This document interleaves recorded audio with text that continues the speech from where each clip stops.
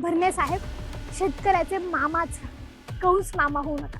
निसर्गाच्या संकटाशी झुंज देणाऱ्या शेतकऱ्यांची व्यथा ऐकून घेण्याऐवजी जर सत्तेतील मंत्रीच त्यांची थट्टा करत असतील तर शेतकऱ्यांनी न्याय कोणाकडे मागायचा? अहो, हे शेतकऱ्यांचे सरकार आहे ना. मग कृषी मंत्री दत्तात्रय भरणे यांनी शेतकऱ्यांचा अपमान केल्याच्या व्हायरल व्हिडिओवरून युवासेना कार्यकारिणी सदस्य प्रियंका जोशी यांनी तीव्र संताप व्यक्त केला आहे. माजी कृषी मंत्री माननीय माणिकराव कोकाटे यांनी शेतकऱ्याच्या पीक विम्याची तुलना भिकेशी केली.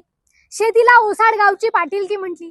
आम्ही हुब्या पिकाचे पंचनामे करतो, आता काय ढेकळांचे करायचे का, असं म्हणत शेतकऱ्याच्या दुःखाला मीठ चोळला. हेही कमी म्हणून की काय, शेतकरी पिकाला हमी मागत असताना साहेबांची सभागृहात रमीही खेळून झालं. आता क्रीडा क्षेत्रातलं त्यांचं ज्ञान पाहिलं की कृषी क्षेत्रातलं त्यांना ढेकळही कळत नाही, हे अज्ञान पाहिलं हे ठाऊक नाही. परंतु त्यांच्याकडे क्रीडा खातं सोपवण्यात आलं आणि कृषी खातं त्यांच्याकडनं काढून घेत माननीय दत्तात्रय भरणे यांच्याकडे देण्यात आलं. आता माननीय दत्तात्रय भरणे साहेब यांच्या कारकिर्दीमध्ये शेतीला फार सुवर्ण दिवस येतील, शेतीतनं सोन्याचा धूर निघेल, शेतकऱ्याचे सुखाचे समाधानाचे दिवस येतील, अशा अपेक्षा मुळातच शेतकऱ्याला भरणे साहेब तुमच्याकडनं नव्हत्याच. पण हो, किमान शेती आणि शेतकऱ्याचा अपमान होणार नाही, त्याचा मान सन्मान राखला जाईल एवढी मात्र अपेक्षा होती. पण तेवढी अपेक्षा पूर्ण झालीच नाही.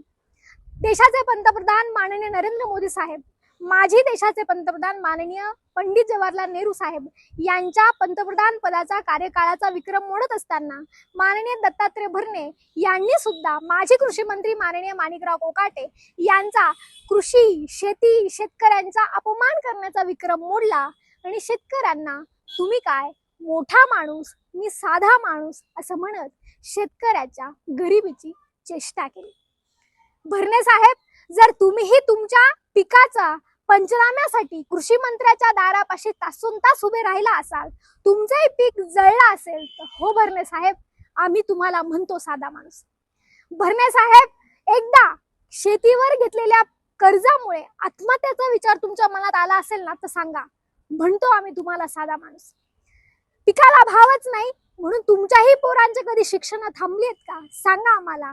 जर असतील थांबलेली तर हो भरणे साहेब, म्हणतो आम्ही तुम्हाला साधा माणूस. चाळीतला कांदा तुमचा कधी सडलाय का? शेतकऱ्याला भाव मिळावा म्हणून आंदोलनात तुम्ही कधी बसलायत का? शेतकऱ्याला शेतीमध्ये पाणी भरण्यासाठी रात्रभर तुम्ही बारे द्यायला कधी रात्रभर जागलायत का? जर असेल हे सगळं केलेलं तर हो भरणे साहेब, म्हणतो आम्ही तुम्हाला साधा माणूस. भरणे साहेब, डीएपीची बॅग मिळण्यासाठी तासन तास दुकानात लाईन लावून कधी उभे राहिलायत का? असाल उभे तर सांगा आम्हाला, म्हणतो आम्ही तुम्हाला साधा माणूस. अहो भरणे साहेब, काय चेष्टा करतात शेतीची, काय चेष्टा करतात शेतकऱ्याची. शेतकऱ्याला मोठा माणूस म्हणतात, स्वतःला साधा माणूस म्हणतात आणि स्वतःला साधा माणूस म्हटल्यानंतर अवघे काही क्षण होत नाही आणि अवघ्या काही क्षणात तुम्ही तुमच्या इनोव्हा, फॉर्च्युनर सारख्या आलिशान गाडींमध्ये बसतात. ओ भरणे साहेब, असं इनोव्हा आणि फॉर्च्युनर घेऊन स्वतःला साधं म्हणण्या इतपत, साधारण असं स्वतःला साधं, श्रीमंत साधं होण्यासाठी निदान वावरामध्ये काय पेरावं लागतं याचं मार्गदर्शन जर महाराष्ट्रातल्या शेतकऱ्यांना केलं तर तुमचे फार उपकार होते. म्हणजे प्रत्येक गावातला माणूस तुमच्यासारखा इनोव्हा, फॉर्च्युनर घेऊन साधा होऊ शकतो. अहो, होता तो मोठा माणूस तर 2 मिनिटं तुमच्या घरामध्ये येऊन त्याचं म्हणणं ऐकून घेतलं असतं तर भरणे साहेब, आम्ही तुम्हाला खोचकपणे नाही बरं का, अभिमानानं आम्हाला कृषी मंत्री मोठ्या मनाचा माणूस लाभलाय असं म्हटलं असतं. अहो, नाही घरात येण्याची त्याची पात्रता, पण त्याच्याजवळ उभं राहून 2 मिनिटं सौजन्याने बोललं असतं तरी सुद्धा आम्हाला महाराष्ट्राला मोठ्या मनाचा कृषी मंत्री लाभलाय असं म्हटलं असतं. पण असो, ते तुम्हाला काही शक्यच नाही. आम्ही किती मोठे आहोत या प्रमाणपत्राची गरज भरणे साहेब तुमच्याकडनं आम्हाला नाही. अहो, कृषी मंत्र्याचं पोट भरणारा शेतकरी किती मोठा आहे हे आम्हाला चांगलंच ठाऊक आहे. त्याची प्रमाणपत्राची आवश्यकता खरंच तुमच्याकडनं नाही.